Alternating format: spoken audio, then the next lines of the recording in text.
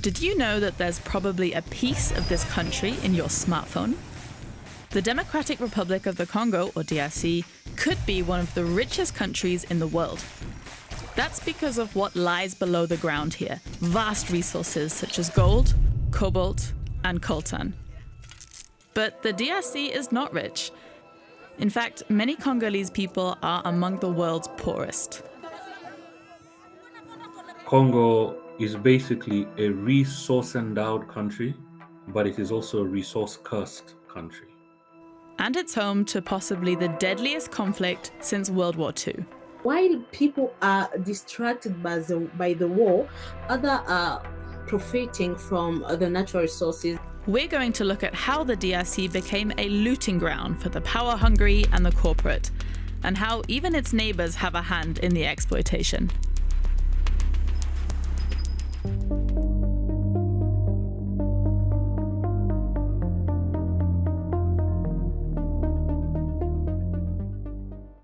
This is the Democratic Republic of the Congo, also known as the DRC, or sometimes just the Congo. Not to be confused with its neighbor, the Republic of the Congo. The DRC is the largest country in sub-Saharan Africa, and it's bordered by 9 countries. One of them, Rwanda, actually plays a big role in this tragedy. We'll come back to that later. An estimated 110 million people live here in the DRC. 3 out of 4 of them often don't have access to even the basics: shelter, clean drinking water, and enough food. 1 in 12 children here dies before the age of 12. The DRC is among the 5 poorest countries in the world. It's this misery that drives hundreds of thousands of Congolese to work in mining sites like this one, and that's where we want to start this story. This is dangerous work in dangerous conditions, and for just a few dollars a day. Child labor, threats, and violence are often reported, not to mention the vast environmental damage. All these things are happening because of the rush for riches under the ground. An estimated $24 trillion worth of minerals lie beneath the surface. You have a country that is effectively one of the richest countries in the world, certainly the wealthiest country in Africa, with all kinds of resources that you can imagine, some of which have not even been discovered. This is Paul Nantulia. He works at the Africa Center for Strategic Studies in Washington, D.C. You talk of any resource, name it, it is in the Congo in plenty. For instance, gold, for jewelry and electronics. Cobalt, used for batteries like in electric cars. The DRC has more than half of the world's cobalt reserves.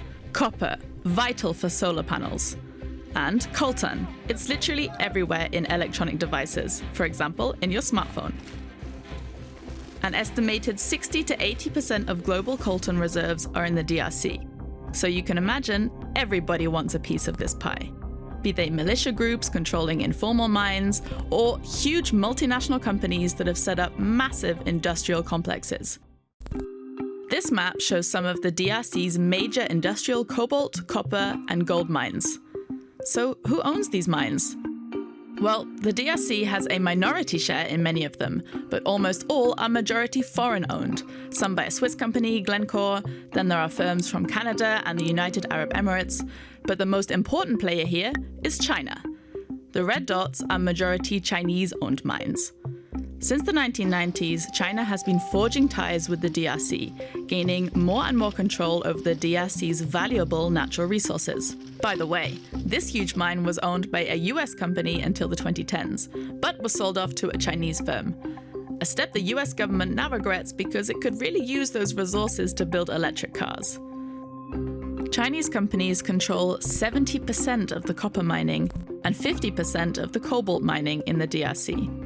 Let's take this huge copper and cobalt mining site.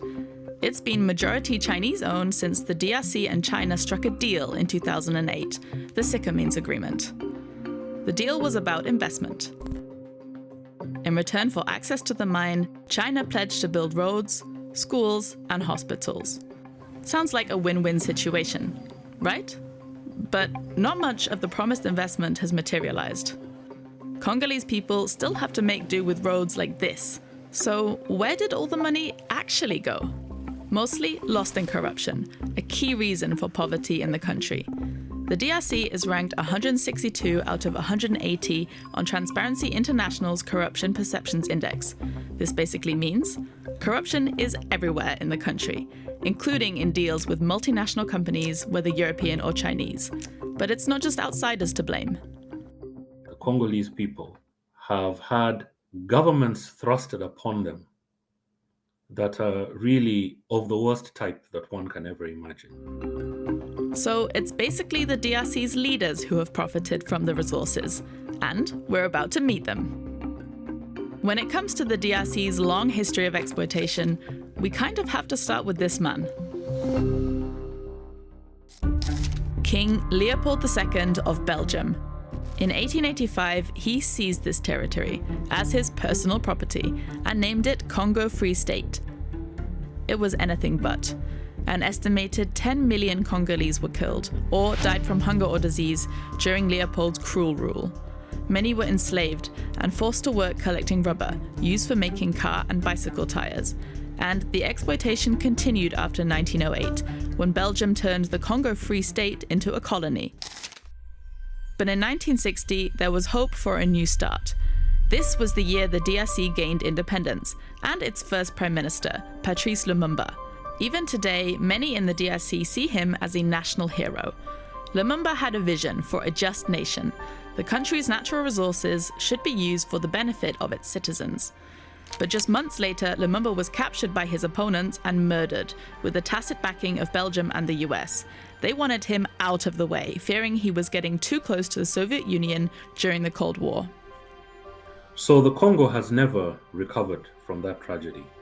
And I think this is the first reason why the country is in repeated cycles of trauma and crisis. I mean, one of the issues that has constantly plagued the Democratic Republic of Congo has been political instability and chronic mismanagement by successive governments. This is Beverly Oching speaking, a security expert based in Dakar, Senegal. And when she says governments, there haven't actually been many. That's because dictator Joseph Désiré Mobutu ruled for 32 years. Mobutu, with his distinctive leopard print hat, renamed the country Zaire. And he grew eye-wateringly rich, looting the national coffers at the people's expense. Western countries, including the US, were willing to turn a blind eye. They wanted to keep him close to them and away from the Soviet Union, because, you guessed it, they of course wanted priority access to the country's resources. Once, the US even sent Mobutu several planes in a bid to secure mining rights. He demanded that one of them be loaded with $60,000 worth of Coca-Cola. The kleptocratic rule that was refined and perfected by Mobutu, unfortunately, it became part and parcel of how the country is governed. And so it continued long after Mobutu, first under Laurent Kabila, then under his son Joseph, who was notoriously corrupt. Again, the DRC's mineral wealth was sold off to foreign investors, and at laughably low prices.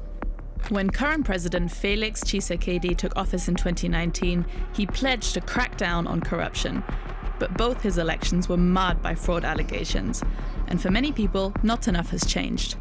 I think there have been some small strides. Whether that government has actually met some of the campaign objectives that they had put in place is another question. So, we've seen how corruption and exploitation stand in the way of a brighter future for Congolese people.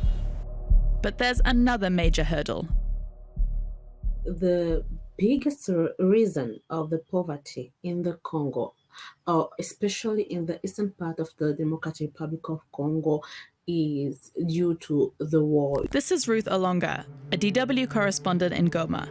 The conflict she's talking about is happening in her region, in the east of the DRC. More than 120 different militias are active here. Yes, you've heard right, 120. Some of them are small local groups. Others are larger militias with foreign backing, like the M23 and the FDLR. We'll come back to them. These militias have different aims and agendas. And one way of financing those goals? Exactly. We're back to the minerals. Look at the provinces worst hit by the conflict: Ituri, North Kivu, and South Kivu. That's also where many of the DRC's valuable natural resources are found.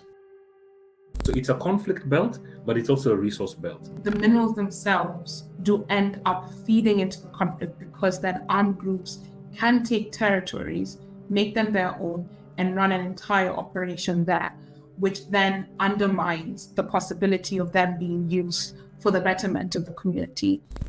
Let's take this example.